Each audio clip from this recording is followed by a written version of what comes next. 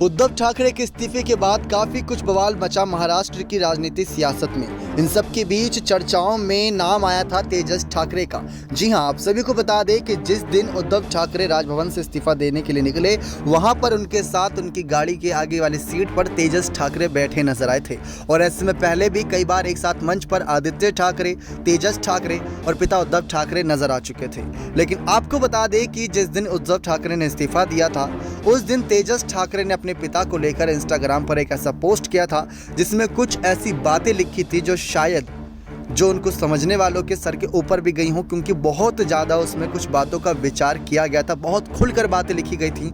और उद्धव ठाकरे की एयरप्लेन में बैठी विंडो सीट के पास एक फ़ोटो भी शेयर की थी। तो जो बातें लिखी थी उसका हम आपको हिंदी विश्लेषण बताते कि उसमें कुल मिलाकर क्या लिखा था।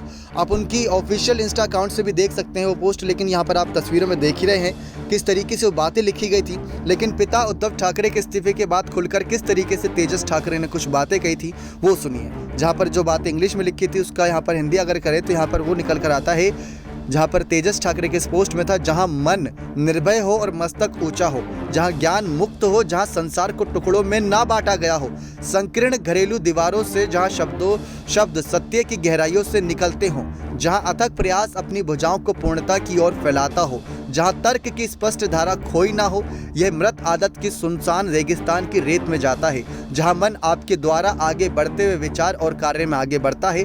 स्वतंत्रता के उस वर्ग में मेरे पिता मेरे देश को जगाने दो। ये बातें उसमें कही गई थी। रविंद्रनाथ टैगोर की ये कुछ लाइनें थी जो तेजस ठाकरे ने अपने ऑफिशियल इंस्टाग्राम से पोस्ट की थी, जब यहाँ पर कुल मिलाकर इस्तीफा हो चुका था उद्धव ठाकरे का।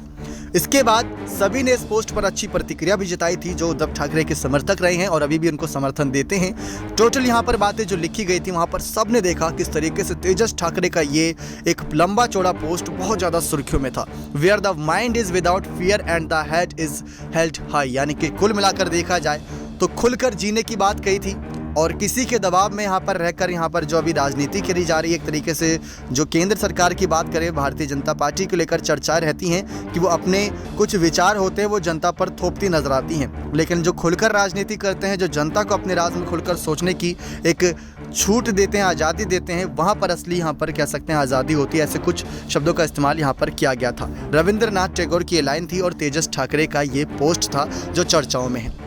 तेजस ठाकरे उस दिन भी काफ़ी चर्चाओं में आए थे जिस दिन उद्धव ठाकरे का इस्तीफा हुआ था।